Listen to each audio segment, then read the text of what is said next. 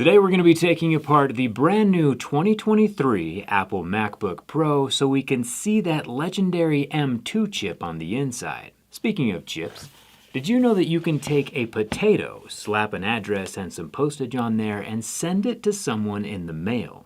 I can't speak to the irritation of the postal workers who have to carry around raw potatoes.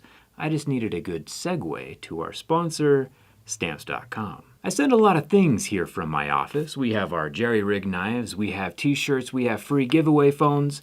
I haven't yet sent a potato, but never say never. The reason I use Stamps.com is because it turns my office into a post office. With my own computer and my own printer, I can print postage and ship anywhere in the world. They even send a free scale, so you have everything you need to get started. At Stamps.com, I can compare rates between carriers, UPS and USPS, and get massive up to 84% discounts, as well as schedule pickups. But you don't have to take my word for it. For the past 25 years, Stamps.com has been helping out over 1 million businesses just like mine get things done efficiently. And it's a bonus that they seamlessly connect with every major marketplace and online shopping carts. Set your own business up for success at Stamps.com/JerryRig. Get a 4-week trial, free postage, and free digital scale. No long-term commitments or contracts, just how we like it. There are no lines when your office is the post office. Now, there's been quite a lot of chatter about Apple's M2 chip.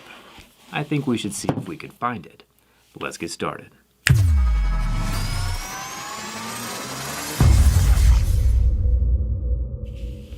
Every now and then, we find some fun Easter eggs inside of technology, like the Master Chief inside of the Xbox, or the binary on Dbrand's dark plates.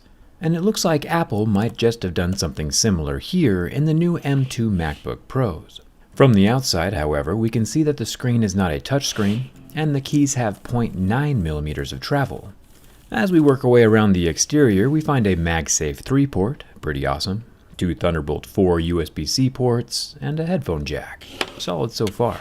And then on the opposite side, we have the SD card slot, Thunderbolt, and HDMI. Nice to see the HDMI and SD card slots making a comeback.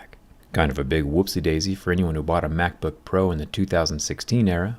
And of course, internally, we're working with the M2 Pro chip with 16 gigabytes of integrated RAM and 500 gigs of internal storage. We aren't here just to read about the insides though, we're here to see the insides. To access the internals, we gotta remove the metal plate on the bottom, which has MacBook Pro neatly debossed on the surface. And in classic Apple fashion, not only are the 8 screws proprietary pentalobes, but they're also different sizes. The top row has the larger screws, and the bottom row has the shorter screws. The whole plate can shift down and slide up and away from the MacBook, and the internals are pretty interesting. At first glance, we have our 2 fans, similar to the Yoga Pro 9i, but instead of 1 battery, this MacBook Pro has 6. Along with some very cool looking copper haptic feedback motors on the bottom for when you're clicking or dragging things around using the trackpad. It looks pretty cool, not gonna lie. I'll show you how to get the insides on the outsides later. The battery connection point is also pretty interesting, but first we gotta switch screwdriver bits because of course. With 2 screws and a metal plate removed, we can unplug the trackpad ribbon, and then we gotta switch screwdriver bits because of course. This sombrero screw is what's applying pressure to the battery contact ribbon, and yes, it's just a flat ribbon. There is no plug for this battery. I'll show you more in a second, but first we have to switch screwdriver bits, because of course. In order to remove the battery, we first have to remove the trackpad, which actually isn't too bad. There are 12 screws holding this thing in place, but once those are gone, the trackpad just kind of falls out onto the screen. No glue or nothing. I'm shook. The trackpad is a legit looking piece of tech. The little metal washer shim things can't get lost though, since that's what keeps it level with the surface of the MacBook. With how cool this thing looks, it's a real shame it's all hidden on the inside. The reason we took the trackpad out is because the 2 center battery modules have magic pull tabs that can only be accessed from the keyboard side of the machine. These are, unfortunately, silent. As a matter of fact, each and every battery, all 6 of them, have 2 of these pull tabs. Thumbs up for that. Basically, these are like command strips that lose their adhesion when stretched and allow the battery to be removed safely.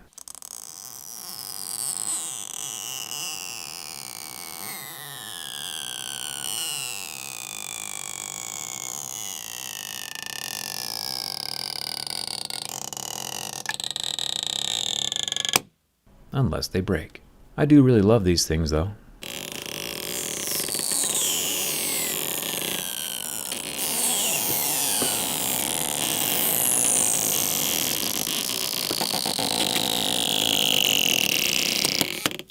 I did have some pull tabs break though, so I'll dribble in some isopropyl alcohol to neutralize the rest of the adhesive. All the batteries come out like some six-legged spider. Instead of an octopus, it's a hectopus. And we're not going to call it that anymore. It's like Tim Cook had a bunch of old iPhone batteries laying around and was like, yeah, string a bunch of those bad boys together and ship it in our Pro laptop. I'm mostly kidding, of course. Electronics use multiple cell batteries all the time. This one just looks weirder than most. It is a beast though. That 69 watt-hours of battery gives us a total of 18 hours of movie watching, or 12 hours of Facebook scrolling. Apple definitely knows their demographic. The battery connection is actually just two bare gold squares, a positive and negative, meeting up with the positive and negative bare contact pads leading to the motherboard. Not sure how long Apple's been doing this, since this is my first MacBook Pro teardown, but as long as that one singular screw never wiggles out, I guess it might work just fine. Funny that they use 14 incredibly strong fail-proof adhesive strips to hold the battery in place, but then when it comes to keeping the laptop functional, they use the world's tiniest screw. Also, I didn't see the extra 4 pull tabs underneath the trackpad until now. I make mistakes so you don't have to. In order for us to get access to that M2 chip and remove the logic board, the rest of this process is an absolute nightmare. The good news is that nothing in here is repairable or upgradable, so nobody will ever be in here anyway. But the bad news is that nothing in here is repairable or upgradable, so nobody will ever be here anyway. The 3 antenna wires and their 18 screws can be removed and set off to the side. Nothing super special with this unit. It kinda just fills up space and allows the screen ribbons to flex. Next up we have 17 more screws and 8 metal plates that hold down the Lego style ribbons for all the side ports. Nice to see that at least these are modular. With 10 more board level screws and every ribbon released, we can finally take out the logic board, leaving the fans behind. It's much simpler looking inside than Lenovo's laptop, mostly because of this M2 chip. Apple's been able to combine the CPU, GPU, and RAM all into a single, very thermally efficient chip. Now, normally I'd have some jokes to throw around about proprietary stuff being expensive and monopolistic, but in reality this thing is actually very impressive. By taking smartphone hardware size and design, and scaling it up into the laptop and desktop worlds, this one tiny square can outperform most other laptops while hardly needing any cooling. The heat pipe system is maybe using 1/30th of the copper we saw in the Lenovo laptop, and we probably even saw more copper inside of Tesla's wireless charger. And of course, it wouldn't be Apple if they didn't plop their logo right on top. Of course, just because the laptop is good doesn't mean you need to spend 10 grand on the entire ecosystem. Personally, I'll just be appreciating this chip from a distance. It's interesting to see the copper heatsink has a tiered step in it. I wonder if all the important circuitry bits are in the center. Now, for the reassembly. Fingers crossed that everything still works. It was during this reassembly that I saw Apple's secret message.